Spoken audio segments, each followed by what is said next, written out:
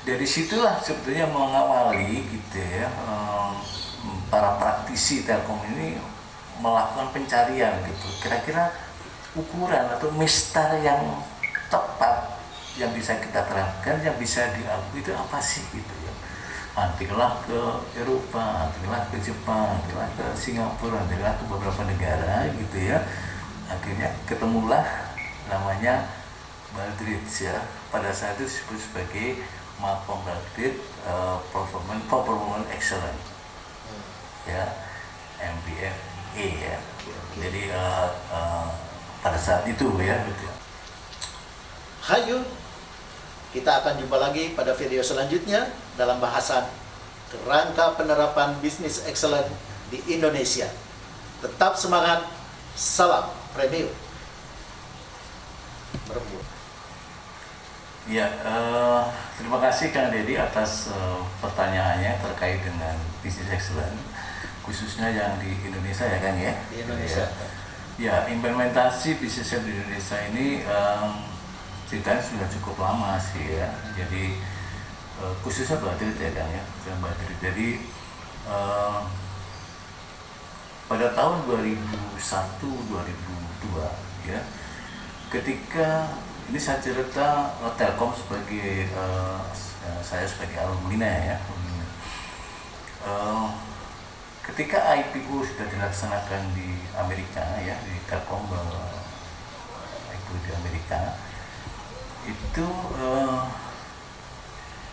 pengukuran atas kinerja yang dicapai oleh perusahaan itu kan pasti berbeda ya Kang ya.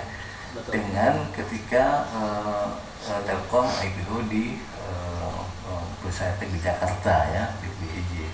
Nah, pengukuran yang berbeda ini menjadi suatu tantangan bagi perusahaan ya, dalam hal ini Telkom, untuk mencari ukuran yang pas yang berlaku di negara di mana dia melantai gitu ya.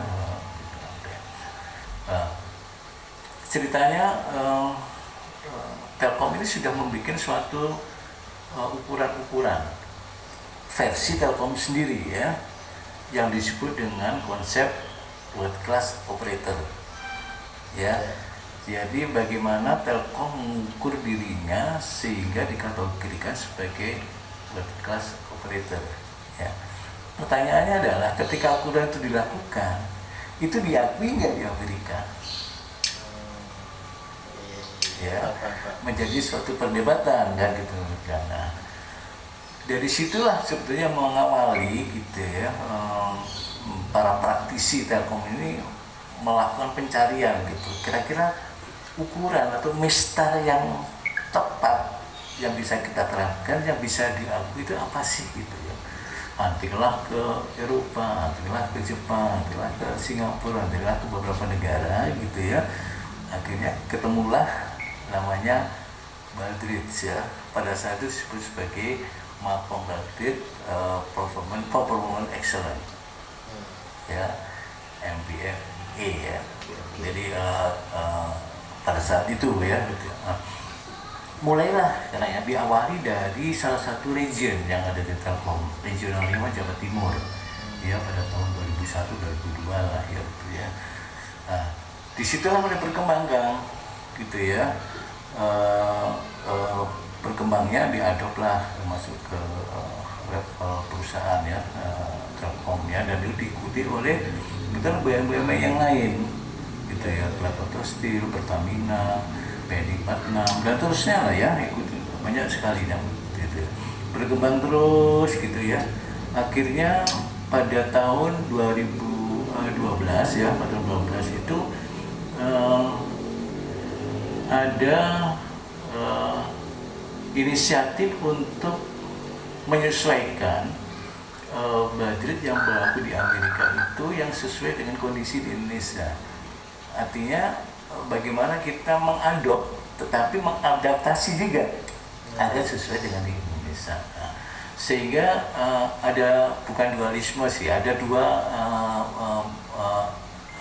subentitas lah yang diakui oleh Kementerian BUMN dalam penerapan Baldrige di Indonesia ya.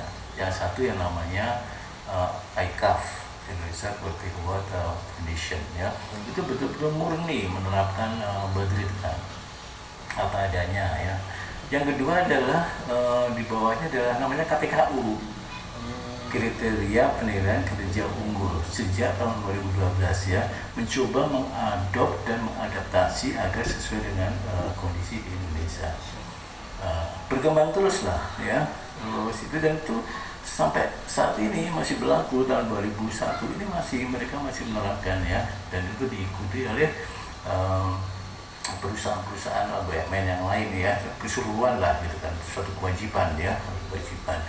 Demikian juga ICAF ya, masih juga berjalan meskipun tidak diterapkan secara seperti halnya KPKU ya.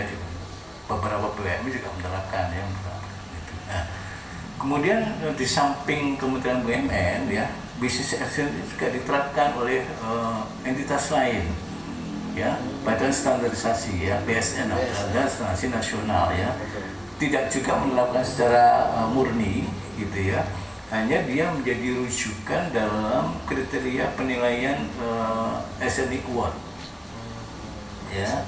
Jadi ya, SNI Award punya suatu kriteria yang mengadop ya Badrit ya, kemudian diberikan ciri-ciri khas terkait dengan penerapan SNI, baik itu dari sisi produk maupun dari sisi proses.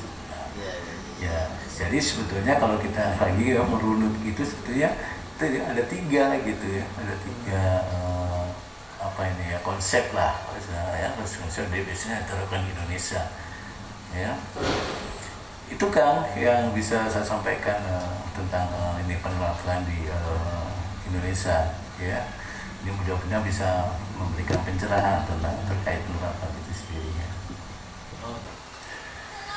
Ya, Kang DH ya, untuk penerapan Business Excellence di lingkungan Kementerian BUMN ya, itu sudah dibentuk yang namanya Forum Excellence BUMN ya, sekitar tahun 2005-2006 lah ya. Forum Excellence BUMN. Forum Excellence BUMN ya, di bawah Forum Excellence BUMN lah eksistensi dan keberlanjutan dan penerapan Badrit yang diadop dan adaptasi itu tadi konsisten dijalankan gitu ya, dijalankan, dan bahkan terakhir itu berkembang gitu ya, tidak hanya sekedar mengukur performance secara utuh end to end dari suatu perusahaan terkait dengan bisnis, tapi juga dipertajam dengan